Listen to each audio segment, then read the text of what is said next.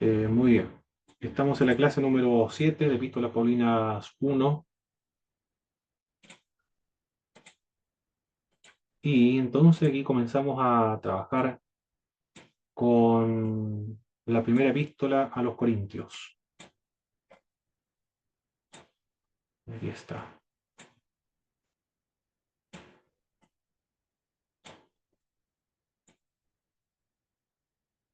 En el capítulo 1 entonces, verso, aquí vamos a ver, capítulo 1 verso, aquí, del 1 al 9, por favor. Hermano Cristian, por favor, si nos puede ayudar a leer el capítulo 1 verso del 1 al verso 9, por favor.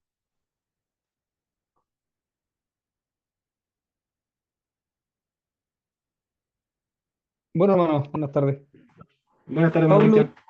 Pablo, llamado a ser apóstol de Jesucristo por la voluntad de Dios, y el hermano Sóstenes a la iglesia de Dios que está en Corinto, a los santificados en Cristo Jesús, llamados a ser santos, con todo, con todo lo cualquier lugar invocan el nombre de nuestro Señor Jesucristo, Señor de ellos y nuestro. Gracia y paz a vosotros, de Dios nuestro Padre y del Señor Jesucristo.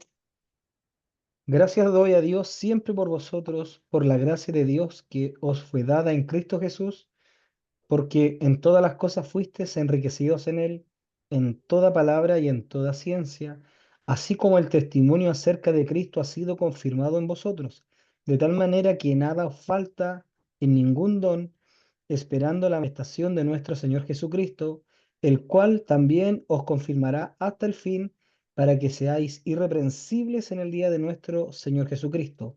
Fiel es Dios, por el cual fuisteis llamados a la comunión con su Hijo Jesucristo nuestro Señor. Muy bien, muchas gracias, hermano Cristian. En este pasaje bíblico, del verso 1 al verso 9, encontramos lo que el apóstol Pablo dice de sí mismo.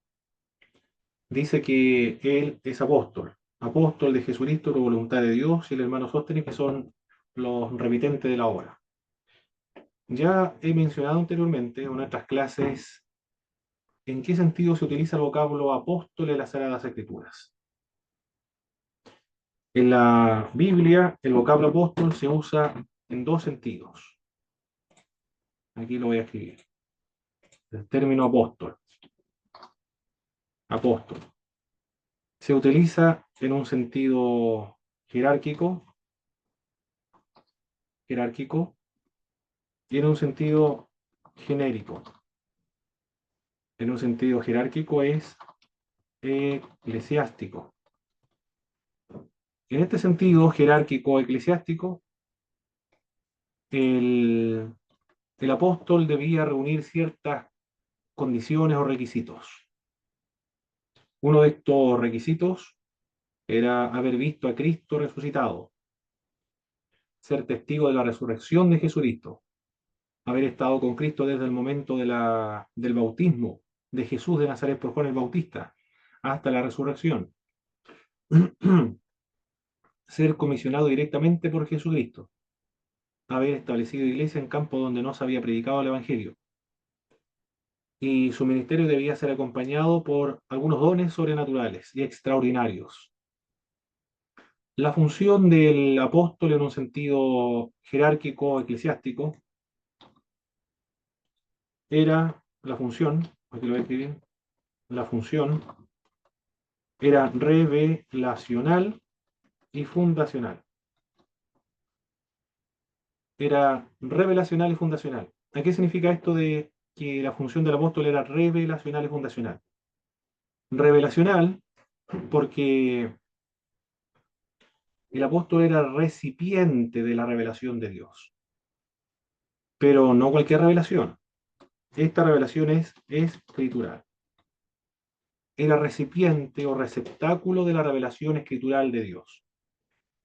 En ese sentido, el apóstol era infalible e inerrante, lo que escribía, porque lo que estaba escribiendo iba a ser incorporado al texto de las Sagradas Escrituras. Los escritos que ellos escribieron, los apóstoles, tenían un carácter normativo y fue incluido dentro del texto sagrado. La función entonces revelacional. Son recipientes de la revelación escritural de Dios. La otra función que debían reunir los apóstoles era fundacional.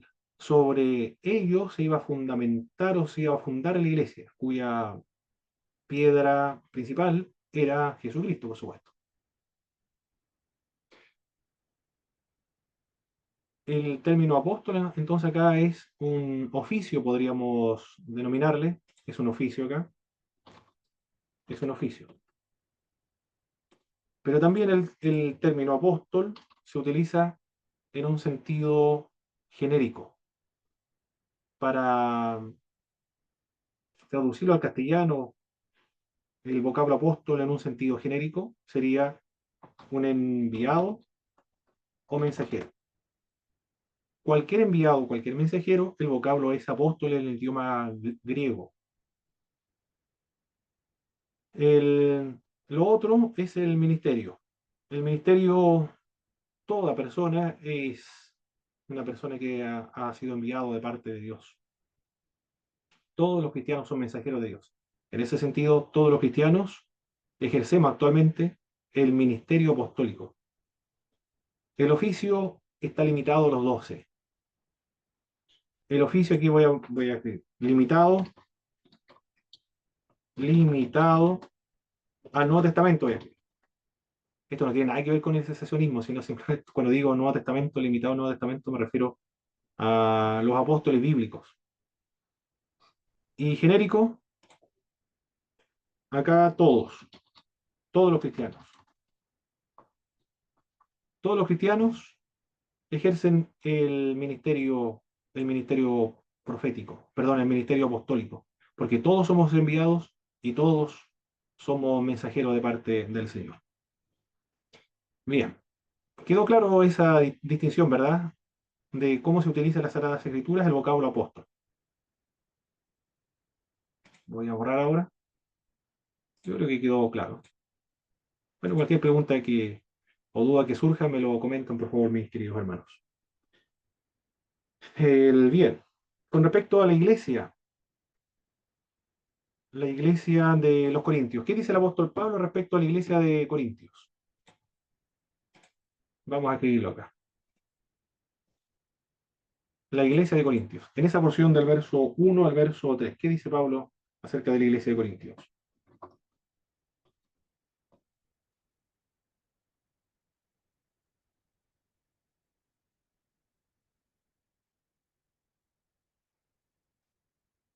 La iglesia es, nos dice el apóstol Pablo, Santa, muy bien, santa, dijo el hermano Cristian, muy bien. Es el el verso 2, mi hermano. verso 2, perfecto. La iglesia de Corinto entonces es una iglesia santa. ¿Qué significa santo, mis hermanos?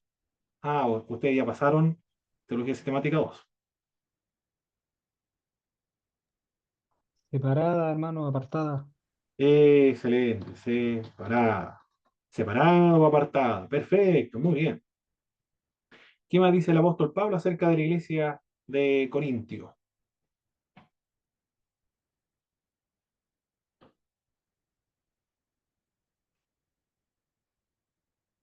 Todos participando. Hermano Daniel. Que fue enriquecida, hermano. Ah, Eh, ¿qué verso? Ahora, Enriquecida. Gloria a Dios. Enriquecida. Muy bien. ¿Qué verso, hermano Daniel? el verso 5.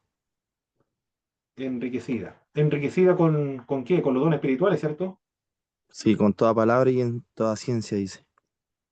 Ah, perfecto. En toda palabra y en toda ciencia. Muy bien.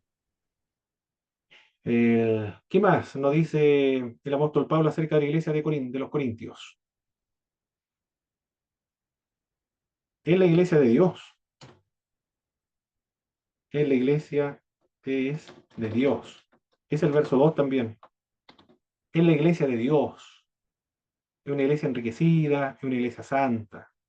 Pero también la iglesia, en el verso 2, es santa, pero luego dice llamada a la santificación. Es el verso 2 también.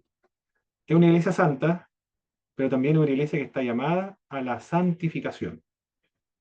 Esta santificación sería instantánea. Cuando nosotros nos convertimos a nuestro Señor Jesucristo, el Señor nos pone en una situación, en una posición de santo, es decir, de separado. Santo significa solamente eso, significa apartado o separado. Implica también, por supuesto, este tema de ser separado y apartado, la pureza, implica el estar apartado del pecado, por supuesto, se refiere a eso. Pero no indica impecabilidad o perfección, sino significa que estamos en un proceso de santificación. La santificación instantánea, entonces, es que ya es santa. En Cristo Jesús, no es que sea santa en sí misma, sino que es santa en Jesús de Nazaret. Nosotros en Cristo somos santos, somos justos, somos redimidos, bueno, todo lo que nos dice la Sagrada Escritura, pero siempre en Jesucristo. Y después somos llamados, bueno, yo me incluyo ahí, aunque se está escribiendo a los corintios, pero los corintios a toda la iglesia como aplicación. La iglesia de Corintios es llamada a la santificación y todos nosotros los cristianos somos llamados a la santificación. Esta santificación, entonces, incluye el aspecto progresivo de la santificación. La santificación es instantánea, cuando nosotros nos convertimos al Señor Jesucristo, y también la santificación es progresiva, porque debemos ir creciendo en la santificación. Nosotros crecemos en la santificación y vamos santificándonos, no para ser santos, sino porque ya somos santos. Somos santos, pero en Jesucristo, no en nosotros mismos, sino en Jesús de Nazaret. No es la misma santidad de los budistas, de los jainistas, de los hinduistas, sino que esta santidad es en la persona de Jesús de Nazaret. Los monjes también son santos, los monjes, los ascetas o los santos también se le denomina a los budistas, los hinduistas, los jainistas, pero ellos son santos en sí mismos por las privaciones que tienen. Pero nosotros somos santos en la persona de Jesús de Nazaret, diferente. Esta santidad es más perfecta que la santidad de los monjes budistas. Pero porque Cristo es perfecto, por eso. No porque nosotros seamos perfectos, sino porque Jesús es perfecto y su obra de muerte, su obra expiatoria en la cruz, nos ha santificado plenamente. Bien. ¿Qué más nos dice el apóstol Pablo acerca de esta iglesia de Corintios?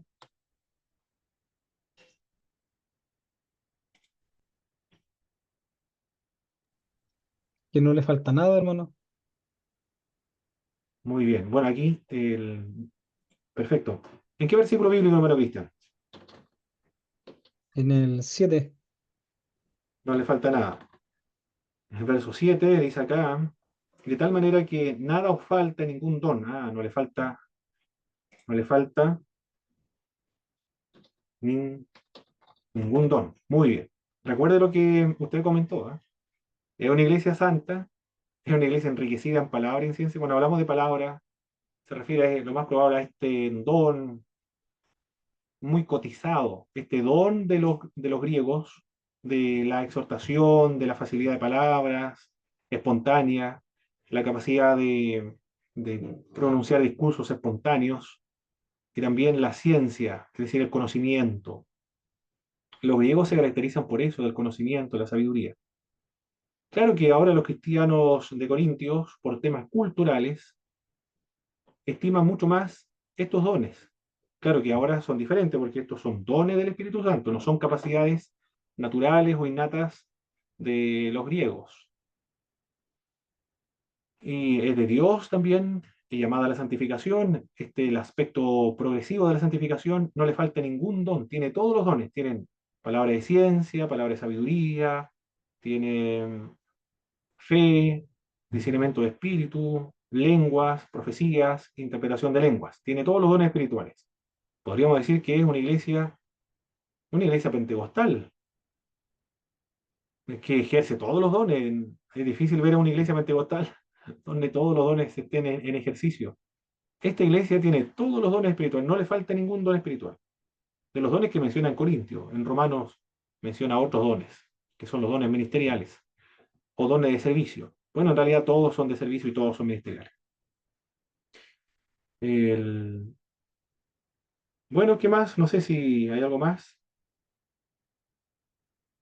¿Qué nos dice este Que pasaje? será, que será confirmada, hermano. Será confirmada. Ese es el verso, El verso verso, 8. verso 8. Será confirmada hasta el fin, para que sean irreprensibles en el día de nuestro Señor Jesucristo. Fiel es Dios, por el cual fuiste llamados a la comunión con su Hijo Jesucristo, nuestro Señor. Llamado a la comunión con Cristo, en el verso siguiente. Llamada a la comunión con Cristo. Qué hermoso este, llamado a la comunión con Cristo. Verso 9. Maravilloso, maravilloso llamado. Llamado a la comunión con Cristo. Todos nosotros llamamos a las personas a que tengan una comunión con Jesucristo. ¿Quién se podría molestar por eso? Nosotros le estamos llamando a tener una comunión con Jesús de Nazaret. ¿Qué es lo que es comunión? Bueno, es una relación, es, es una amistad, es una reconciliación, el estar siempre en comunión, en contacto, en comunicación, en conversación con Jesús de Nazaret. Como conversa o conversamos nosotros con nuestros familiares, con nuestra esposa, con nuestro hijo, cuando estamos en la mesa. Bueno, la esposa no sé si eran todos iguales, pero los varones son un poco más, eh, no somos muy buenos para hablar, quizá algunos sí, pero normalmente las mujeres se caracterizan por hablar más. Y así, se comunican, así nos comunicamos con Dios como nosotros nos comunicamos con nuestros amigos, con nuestros padres, con nuestra familia, con nuestra familia, así nos comunicamos con Jesús de Nazaret.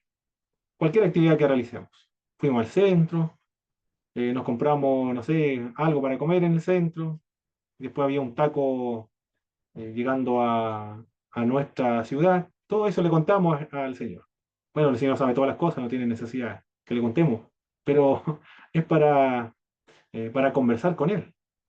Bueno, esa es la comunión con el Señor Jesucristo. Disfrutan esta comunión, es decir, esta oración, esta conversación con Jesús, aquellos que ya son santos, aquellos que son de Dios, aquellos que están confirmados, aquellos que tienen los dones de Espíritu, aquellos que son cristianos. El incrédulo, Jesús es algo muy extraño. Es como, no sé, hablar con una persona que hable otro idioma y no nos podemos comunicar porque habla otro idioma. Así también el incrédulo no puede orar ni puede conversar con el Señor, porque no está convertido. Bien, eso es lo que nos dice el apóstol Pablo entonces acerca de la iglesia de los Corintios. Pero la iglesia de Corintios tiene un problemilla, tiene un problema. Es muy hermosa esta iglesia, pero tiene un problema. Mire todas las cosas hermosas que le dice, ¿eh? No le falta ningún don, son confirmados en Cristo, han sido enriquecidos en toda palabra, en ciencia, son santificados, son santos, son llamados a la comunión con Jesucristo. Pero luego el apóstol Pablo comienza a indicar los problemas que tiene esta congregación. Son muy serios estos problemas. Pero yo creo que estos problemas que tiene la iglesia de Corintio no son ajenas a los problemas que nosotros tenemos en nuestras congregaciones. No me acuerdo quién, el hermano Daniel fue el que leyó, no me acuerdo quién leyó, parece el hermano Cristian. Hermano Daniel, ahora por favor, el verso 10 al verso 16, 17. Amén. ¿Se escucha bien? Ahora sí, hermano Daniel, perfecto. Ok. Os ruego pues, hermanos, por el nombre de nuestro Señor Jesucristo, que habléis todos una misma cosa, y que no haya entre vosotros divisiones, sino que estéis perfectamente unidos en una misma mente y en un mismo parecer. Porque he sido informado acerca de vosotros, hermanos míos, por los de Chloe, que hay entre vosotros contiendas. Quiero decir que cada uno de vosotros dice, yo soy de Pablo, y yo soy de Apolos, y yo de Cefas, y yo de Cristo. ¿Acaso está dividido Cristo? ¿Fue crucificado Pablo por vosotros? ¿O fuisteis bautizados en nombre de Pablo? Doy gracias a Dios que a ninguno de vosotros he bautizado, sino a Crispo y a Gayo, para que ninguno diga que fuisteis bautizados en mi nombre. También bauticé a la familia de Estefanas, de los demás. No, no sé si he bautizado a algún otro, pues no me envió Cristo a bautizar, sino a predicar el Evangelio, no con sabiduría de palabras, para que no se haga vana la cruz de Cristo. Perfecto, muchas gracias, hermano Daniel. El apóstol Pablo se enteró de los problemas que hay en esta congregación por los informes de los de Cloé. Ellos le llevaron las noticias muy preocupantes, claro, ellos están preocupados porque son hermanos que quizás tienen más madurez espiritual, más profundidad espiritual. El apóstol Pablo es su fundador, él es el que llevó el Evangelio a estas tierras y luego deja autoridad a esta congregación para que se hagan cargo, pero surge inmediatamente problemas y esto tiene que ver con partidos en pugna dentro de una misma denominación. Cuando hablamos de iglesia en el siglo primero, segundo y el siglo tercero, hasta el año 311, cuando cesa la persecución romana, la iglesia se reunía en las casas. Ese era el lugar de reunión, las casas. Algunas casas eran grandes, había más hermanos, otras casas eran medianas, no se juntaban muchos hermanos en esas casas y otras casas pequeñas. Y en una casa, cuando hablamos de iglesia en esta época, hablamos de casas. Es increíble que no sabemos cuántas personas había en esa casa, o habían varias casas donde tenían culto los hermanos, no lo sabemos muy bien. O yo no lo sé, debe estar esa información, pero no he accedido a esa información. Pero siempre son casas, no hay templos. Los templos surgen en el siglo IV después de Cristo, cuando cesa la persecución. Lo que me parece curioso a mí es que en una iglesia tan pequeña que está recién originándose, existan cuatro bandos, porque estos son algunos grupos, dicen nosotros somos de Pablo, yo no sé cuántas personas serían, unas 10, 8 o 4 personas dicen yo soy de Pablo, otro grupo de unos 10, no lo sé, dicen que son de Cefas y otro dice que son de Apolo, otro dice que son de Cristo. Lo más probable es que los más espirituales sean aquellos que dicen que son de Cristo. Los que son de Pablo, es natural que se identifique con el apóstol Pablo porque ellos son griegos, son de Corinto, y el apóstol Pablo es el apóstol a los gentiles. Por lo tanto, por eso se identifican mucho más con él. Y otros han juzgado que el apóstol Pablo fue un perseguidor de la iglesia de Cristo, no estuvo con Cristo desde el momento de su bautismo, no fue testigo de la resurrección, no lo vio, claro, después lo vio cuando viajaba a Damasco, pero el que estuvo con él siempre, desde el momento en que se bautizó en el río Jordán hasta la resurrección y ascensiones, fue Cefas, que era el portavoz de los 12. Por eso que ellos, yo creo, se identificaban más con Cefas, con el apóstol Pedro. Recuerda que ellos son la iglesia de Corintios, son una iglesia griega, y a ellos les gusta la elocuencia, les gusta la capacidad de oratoria, los retóricos, aquellos que son capaces de pronunciar discursos públicos con una habilidad extraordinaria y una persuasión magnífica. Y Apolo tenía esta característica, era un hombre muy elocuente, poderoso en la escritura y fervoroso en el espíritu, ¿no? Esas son las cualidades de Apolo. Ferviente en el espíritu, es decir, un hombre muy apasionado por las cosas del Señor y poderoso en las escrituras, igualmente en el Antiguo Testamento. Y, ¿qué más? Poderoso y elocuente, dice el libro de los Hechos, es elocuente. Esos elementos son del gusto de los corintios. Culturalmente tiene el atractivo para los corintios. Para otros quizá le da lo mismo, pero para los corintios que estiman de alto valor la elocuencia, entonces se identifican con Apolos. Y los que dicen que son de Cristo, bueno, el, algunos quizás lo miren desde el punto de vista positivo, otros lo mirarán desde el punto de vista negativo. Si lo miramos desde el punto de vista negativo, serían los más radicales. más radical en cuanto a su posición de ser diferente de los otros grupos. Del mismo modo como ocurre hoy día. Algunos dicen yo soy luterano, yo soy de la iglesia ortodoxa oriental, ortodoxa rusa. Otros dirán yo soy de la iglesia luterana, de la iglesia presbiteriana, otros de la iglesia reformada. Otros dirán yo soy de la metodista, otros dirán de la iglesia bautista, otros dirán de la pentecostal y así seguiremos hablando. Yo creo que usted ha escuchado algunos que dicen, yo no soy de ninguna de esas iglesias, yo soy solamente cristiano. Bueno, acá ocurrió exactamente el mismo fenómeno en la época del apóstol Pablo. Pero, No, hermano Cristian, adelante. no, en relación a lo que comenta, el comentario que siempre escuchaba cuando pertenecía a la metodista era yo soy del obispo tanto. Era como, era la iglesia metodista, pero con el apellido del obispo que la gobernaba en este caso. Ya. Bueno, yo soy miembro de la Metodista Pentecostal y como hay tantas metodistas pentecostales, entonces nosotros tenemos que decir del obispo tanto.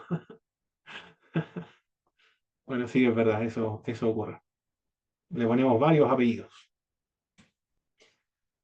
Bien, el apóstol Pablo no le gusta esto de que uno se identifique con uno y otro, aunque nosotros los evangélicos hacemos un esfuerzo y predicamos de la unidad espiritual dentro de los miembros del cuerpo de Cristo, pero es muy difícil. Algunos lo ven como positivo este aspecto, otros como negativo. Otros lo ven como una realidad y lo ven naturalmente. Es decir, es natural que existan tantas versiones de la fe evangélica, porque el cristianismo es variado, es variopinto, el cristianismo es muy diverso, es muy pluralista. El cristianismo en general. Por ejemplo, de las iglesias del Oriente está la copta, la de Etiopía, la de Armenia, y así, cada uno con sus propios cultos, con su propia liturgia, con sus propios dogmas, con su propio rito y sus propios escrituras, dije escrituras, con sus propias escrituras. Pero todos son cristianos. Y la versión evangélica también. Claro que nosotros superamos y le hemos ganado a todos los otros cristianos en cuanto a la variedad que existe dentro de nosotros. Y constantemente a medida que pasa el tiempo van surgiendo nuevas variedades, nuevas doctrinas también, como el neopentecostalismo, por ejemplo. El peligro nuestro es que se diluya la fe cristiana. Cuando no existe instrucción bíblica, pero si existe instrucción bíblica, los hermanos toman teología sistemática 1, teología sistemática 2, teología sistemática 3, la historia de la iglesia, la historia de los dogmas, analizan la Sagrada Escritura del Antiguo hasta el Nuevo Testamento, la hermenéutica, conocen los procedimientos de interpretación bíblica, los métodos que se han utilizado históricamente para interpretar la Biblia, no ocurrirá ese problema. Ese problema ocurre cuando no hay formación doctrinaria en aquellos que fundan iglesias, ese es el problema. El apóstol Pablo está muy preocupado y le ruega al apóstol Pablo. En el verso 10, os ruego, dice el apóstol Pablo, por favor, se los ruego, se los suplico, se los imploro, por favor, no continúen ese partidismo dentro de la iglesia.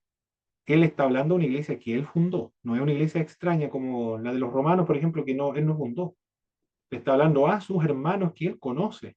Por favor, le dice, solucionen este problema, solucionen este conflicto. El término que utiliza el apóstol Pablo acá cuando se traduce como solucionen este problema, os ruego, pues hermanos, por el nombre de nuestro Señor Jesucristo, que habléis toda una misma cosa y que no haya entre vosotros divisiones, sino que estéis perfectamente unidos en una misma mente, en un mismo parecer. El apóstol Pablo le dice que se suelden, que es un término médico que se refiere a los huesos fracturados o dislocados. Ese es el vocablo que emplea originalmente en el idioma griego, está más claro. ¿No? En la traducción quiere decir eso, que se suelden, que solucionen estos problemas. Porque al estar divididos la iglesia de Corintios, es como si tuviera el cuerpo fracturado, es como si hubiera ocurrido un accidente de tránsito. No sé si alguien ha tenido alguna fractura. Yo, dos fracturas de los dos brazos aquí, cuando estaba pequeño, unos 5 o 6 años yo creo que tenía. Todavía me acuerdo del dolor. Eso es impresionante. Ojalá que nunca me vuelva a fracturar otra vez de alguna parte del cuerpo. Es terrible. Pero otros que han tenido accidentes de tránsito quedan, pero con los brazos, con las piernas, las costillas. En una oportunidad cuando estaba en kinesiología, por temas de mucho usar el computador, no sabía o abusé mucho de escribir en computador. Entonces me dio tendinitis, varias veces me ha dado tendinitis. Y me puse a conversar no era tan joven, bueno, la misma edad mía, que estaba también en este tratamiento médico. Y le pregunté qué le había pasado. Me dijo que se había caído en una escalera, pero se cayó del techo, se fracturó las manos, se fracturó las piernas, se fracturó la costilla, quedó muy, muy mal ese hombre. Bueno, él sí que experimentó muchas fracturas. Bueno, la iglesia de Corintios está así, está fracturada. Un cuerpo con esa característica no puede funcionar bien, porque está fracturada, está dislocada. Dislocada no es fractura, esta iglesia está fracturada. Por eso le dice el apóstol Pablo que se suelde. Si la iglesia cristiana está así fracturada como la de Corintios, el apóstol Pablo les ruega, Dios ruega por medio del apóstol Pablo a todos nosotros, por favor solucionen los conflictos internos que existen en una congregación, por favor, se los pido, se los ruego, dice el apóstol Pablo. Bueno, es Dios el que está rogando por él, a todas las iglesias. Por favor, mantengan la paz, la tranquilidad, la armonía, la unidad, sean unos. Y el apóstol Pablo le dice más adelante, es un solo cuerpo, es una sola planta, es un solo edificio, no son tantos edificios, es uno solo, cada uno contribuye para el crecimiento de la obra. El otro vocablo que utiliza el apóstol Pablo acá es gisma.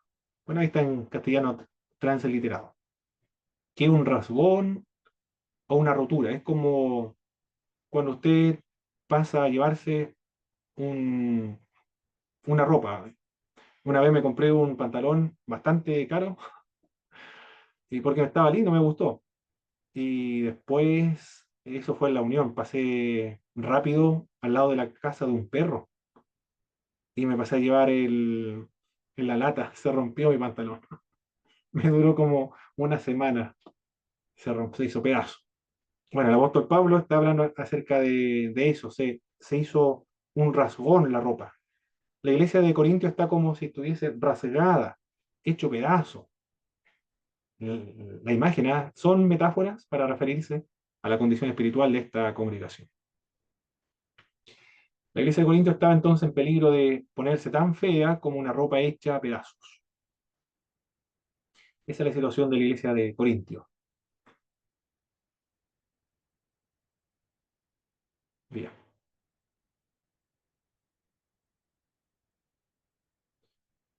Lo que no alcanzamos a trabajar es, con respecto al bautismo, había una pregunta, ¿cierto, hermanos?, acerca del bautismo en sus tareas. ¿El bautismo es fundamental, esencial para ser salvo? Creo que era la pregunta. ¿Qué dice el apóstol Pablo en los verso 14 hasta el verso 17? Ya lo leímos ya. Si respondieron la pregunta o la tarea, entonces ya saben qué responder acerca de este asunto del bautismo en agua. ¿Qué dicen ustedes, mis queridos hermanos? ¿Es esencial para salvarse el ser bautizado en agua? ¿Por qué sí o por Amén. qué no? Adelante, hermano Héctor. No me voy a hablar. Yo creo que sí, mi hermano, es un ejemplo que yo triste, así que como también estamos cristianos, ¿cierto? De bautizarse, ¿cierto? De conocer, de estar el hombre antiguo, como se dice, y después nuevamente, ¿cierto? Y dar frutos dignos.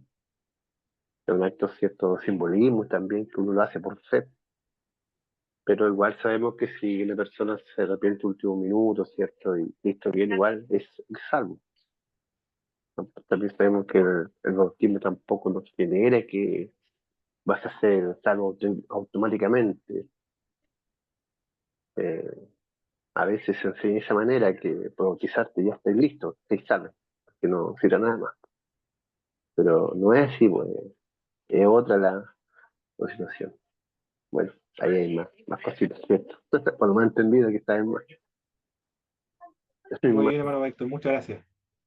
Yo recuerdo mi prima, ella no la bautizaron cuando estaba pequeña. Mi familia es bueno, la gran mayoría son católicos romanos, pero no practicantes. Y mi prima fue a la escuela dominical cuando estaba pequeña, pero nunca participó en la iglesia. Yo después la invité para que fuera a participar en la iglesia. Hasta el día de hoy no ha participado en ninguna congregación. Claro que viven ahí en Temuco, igual toda mi gente. Y, y en un momento, cuando tenía, yo creo, unos 20 años, yo creo, pensó, dijo, yo no estoy bautizada. Todos los demás han sido bautizados en la iglesia católica, pero yo participé en la iglesia evangélica, en la escuela dominical. Voy a ir a la iglesia evangélica para bautizarme. Y se bautizó en la iglesia evangélica. No fue nunca más. Fue eso nada más. Pensó que con eso ya estaba salva ya. Bueno, tenía una idea católica romana del bautismo en agua.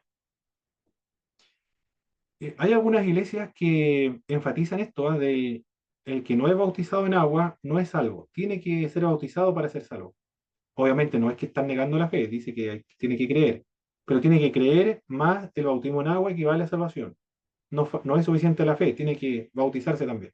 Se basa en un pasaje bíblico de que el que creyera y fuera bautizado, este será salvo. Es el pasaje de Marcos, creo que. Pero en este pasaje bíblico nosotros vemos que para el apóstol Pablo, tal cual como él lo expresa en esta porción bíblica, el apóstol Pablo dice, doy gracias a Dios de que a ninguno de vosotros he bautizado, sino a Crispo y a Gallo. ¿Qué significa esto? Que si el bautismo en agua fuera esencial para la salvación, entonces el apóstol Pablo estaría diciendo acá, doy gracias a Dios que a ninguno de vosotros he salvado. También, dice el apóstol Pablo, también bauticé a la familia de Estefanas. De los demás no sé si he bautizado a algún otro. Pues no me envió Cristo a bautizar, sino a predicar el Evangelio. Si el bautismo en agua fuera esencial para la salvación, entonces el apóstol Pablo estaría diciendo en otras palabras, en el verso 17, porque no me envió Cristo a salvar, sino a predicar el Evangelio. Bueno, la predicación del Evangelio es lo más fundamental y la persona se salva con la fe o por la fe en Jesús de Nazaret. Pero eso no significa que no se deba bautizar, porque ya está, es salvo. El bautismo en agua es no es bueno, un mandamiento, pero no es la práctica más básica de todo creyente. Lo más básico, lo más mínimo que debe cumplir un cristiano. Es un sacramento, bautismo y la Santa Cena. Y son los más básicos, los más instintivos. Yo conozco casos, mis hermanos, que algunos ni siquiera jamás se han bautizado y han llegado al pastorado sin el bautismo en agua, ¿no? Nadie le preguntó, llegó así, sin bautizarse. Pero es lo más básico que existe dentro del mundo cristiano, el bautismo en agua. Hermano Eleazar,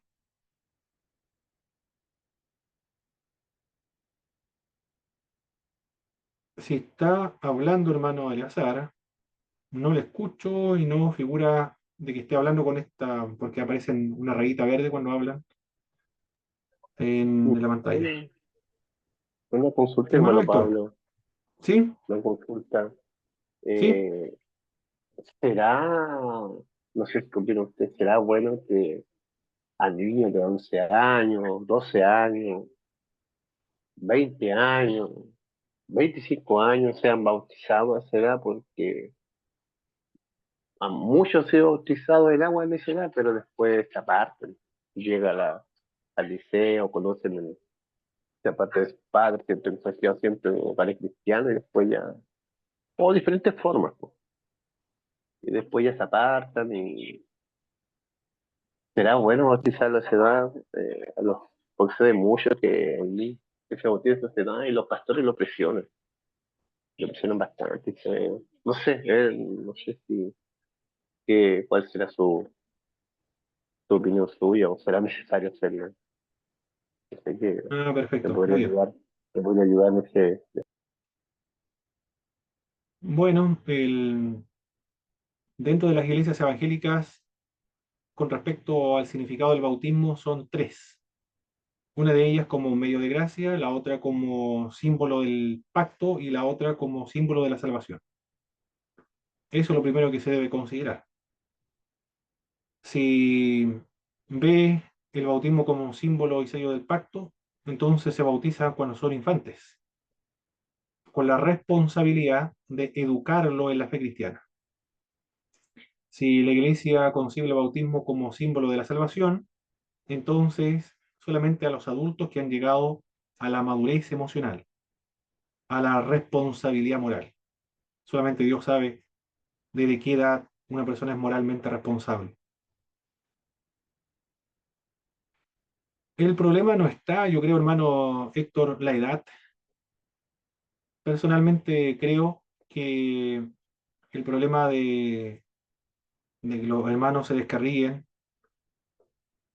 entre tantos otros factores, puede ser el de un discipulado de la iglesia, una charla antes del bautismo, pre-bautismal, diríamos.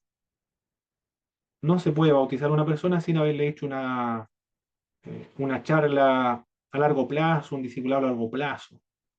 La práctica que tenía la iglesia primitiva de los primeros 300 años, que la cuenta Justo González y otros escritores también.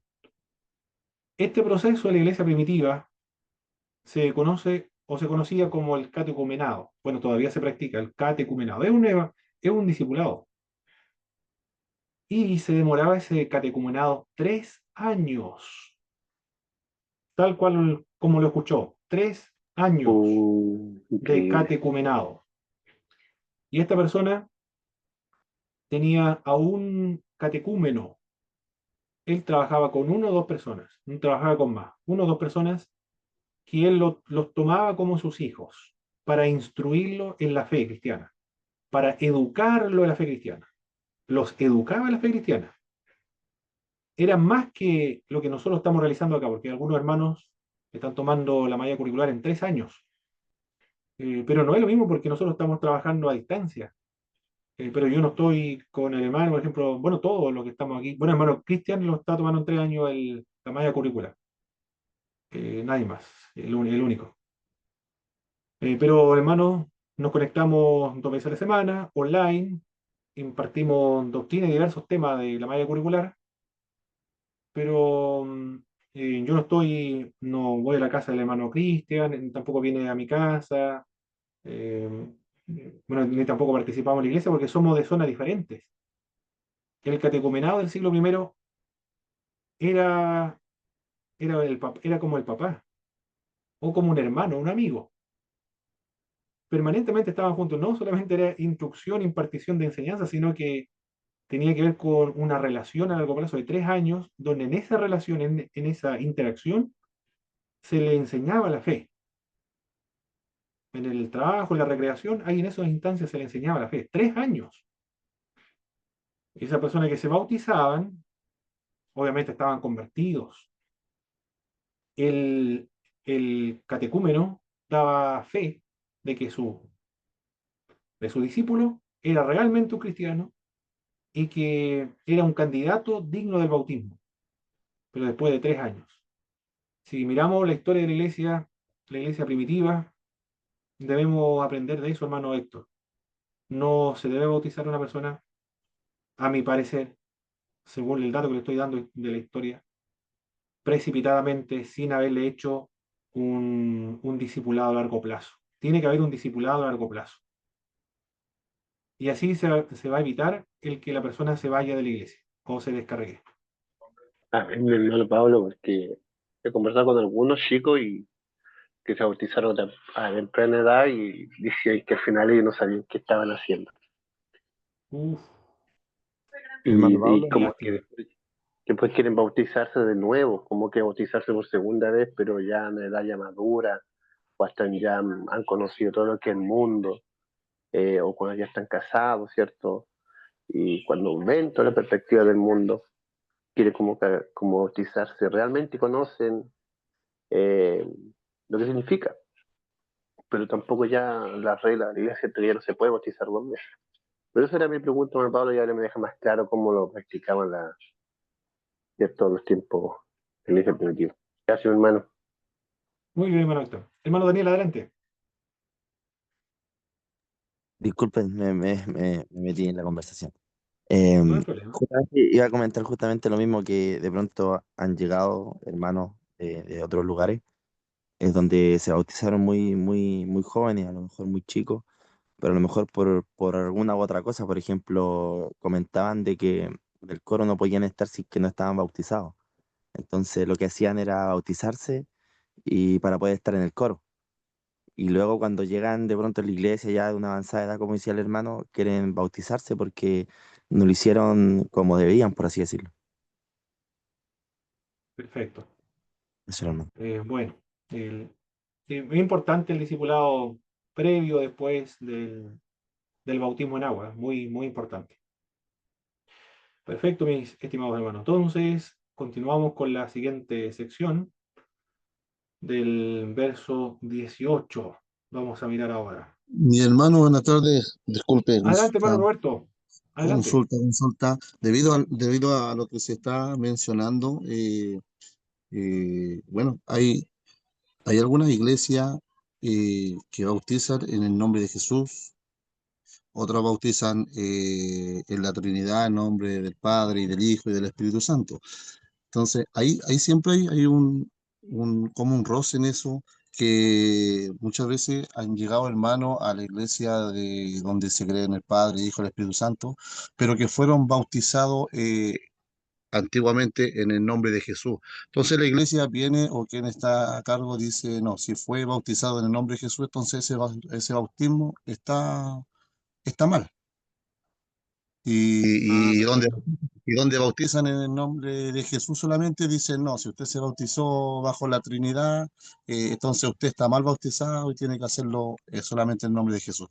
O sea, hay como un roce en eso, no sé, y realmente cuál, o si es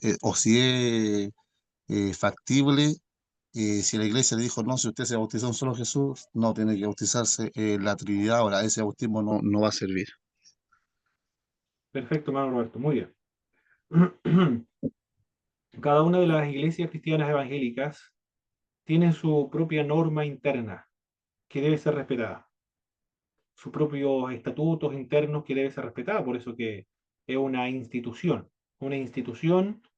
que es divina, pero al mismo tiempo es humana, y establece sus propias normas y reglamentos internos. En ese sentido, toda persona que quiera pertenecer a una determinada denominación debe cumplir con las reglas de esa denominación.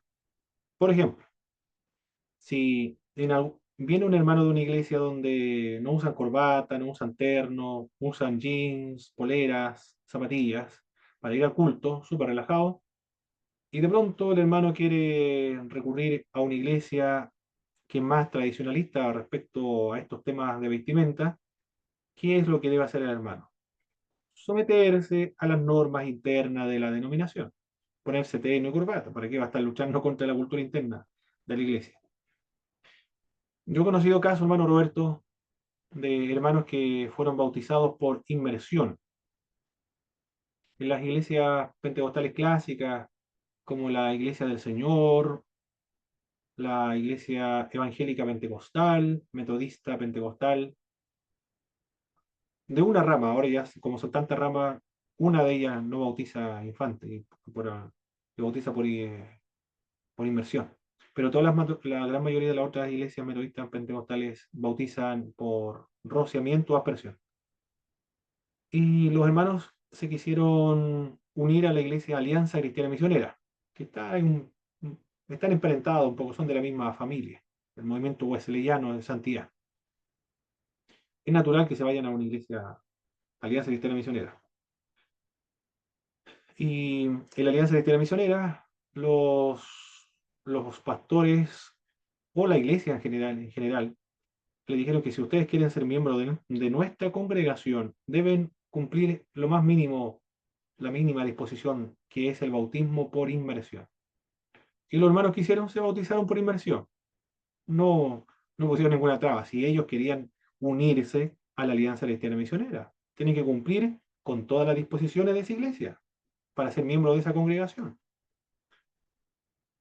Del mismo modo, con respecto al bautismo, se debe respetar las culturas internas de la denominación. Si le dicen que debe, el que se bautizó solo Jesús, o en el nombre de Jesús, y acá se bautiza en nombre de la Trinidad, tiene que bautizarse en el nombre de la Trinidad. Bueno, eso en tema de culturas internas, pero también hay que considerar que las iglesias que son de solo Jesús o en el nombre de Jesús son iglesias unitarias, iglesias unitarias o unicitarias, unitarias o unicitarias. ¿Se entiende esos términos, hermano Roberto, no? ¿O son muy especializados?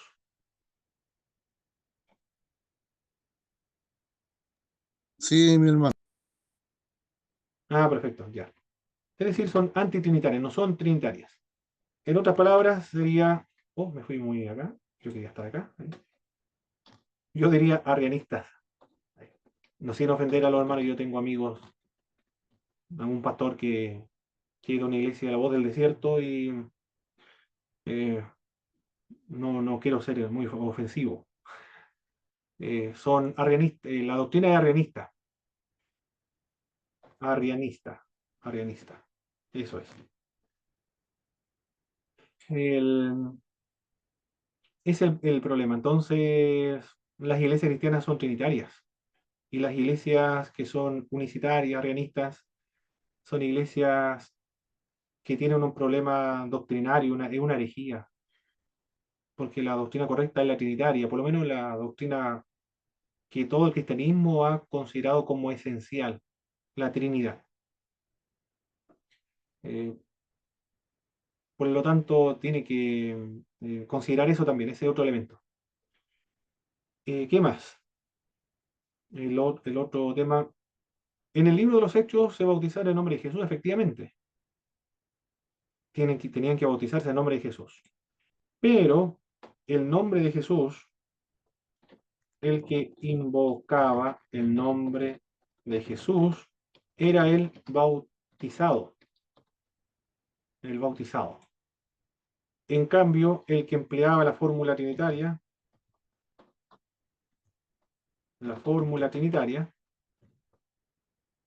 era el bautizador.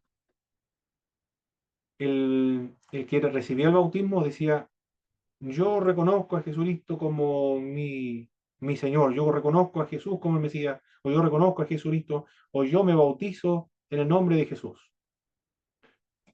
En cambio, el que lo estaba bautizando, el bautizador, decía, yo te bautizo en el nombre del Padre, del Hijo y del Espíritu Santo. Para responder a lo que dice el libro de los Hechos, con lo que señala los evangelios sinópticos, principalmente el libro de Mateo, y de bautizar en nombre del Padre, del Hijo y del Espíritu Santo. Los que bautizaban en el libro de los Hechos, bautizaban de acuerdo a la fórmula que le indicó Jesús de Nazaret. Pero ¿cómo se explica esto de que debían bautizarse en el nombre de Jesús? El bautizado empleaba el nombre de Jesús y el bautizador la fórmula trinitaria.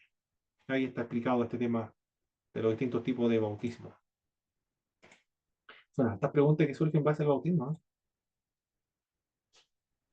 Bueno, muchas más todavía.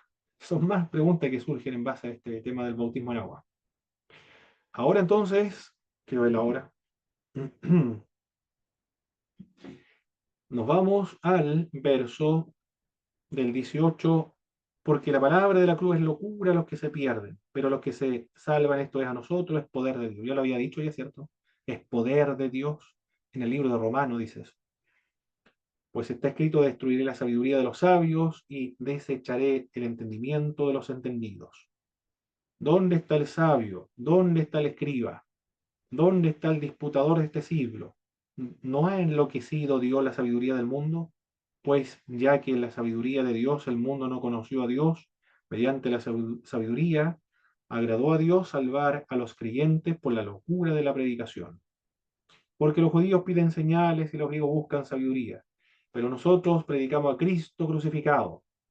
Para los judíos ciertamente tropezadero, y para los gentiles locura, más para los llamados, así como judíos y griegos, Cristo es poder de Dios y sabiduría de Dios. Porque lo insensato de Dios es más sabio que los hombres, y lo débil de Dios es más fuerte que los hombres. El mensaje de la cruz para los judíos es un escándalo, por dos razones. Primero, era insólito que uno que murió en la cruz pudiera ser escogido de parte de Dios. Porque los judíos creen, porque así lo afirma el Antiguo Testamento, maldito todo aquel que es colgado en un madero. Por eso que los judíos no pueden reconocer a una persona que murió en un madero, no lo pueden reconocer. Eso es absurdo, es una locura eso. Es una necedad, una tontería, necedad o locura. El vocablo en griego es moría, una tontería o necedad o locura. Además, que los judíos no pueden aceptar a Jesús de Nazaret porque ellos querían señales. Le estimularon a que Cristo hiciera señales para que creyeran en él y le iban a seguir. En realidad, ninguna señal iba a satisfacer a los judíos porque el problema era otro. Cristo multiplicó los panes y los peces, caminó sobre las aguas, calmó la tempestad, resucitó a 3 muertos. ¿Cuántos muertos más querían que le resucitara el Señor? Si le resucitó a 3 muertos, ya debieran haber creído en eso. Pero ellos querían más señales. Limpió a los leprosos, levantó a los paralíticos, hizo ver a los ciegos. No había cómo indicarle o convencer a los judíos que esa persona que Cristo sanó era realmente ciego. No había cómo convencerlo. No había nada. Aunque resucitara a la gente entre los muertos, el Señor le dice, no van a creer, porque el problema es del corazón. No es un tema del intelecto, sino del corazón. El corazón es el que obstaculiza el entendimiento.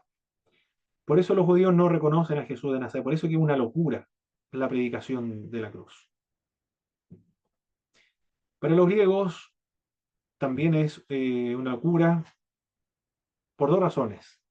Por su concepto de Dios de la insensibilidad, Dios no era afectado por nada.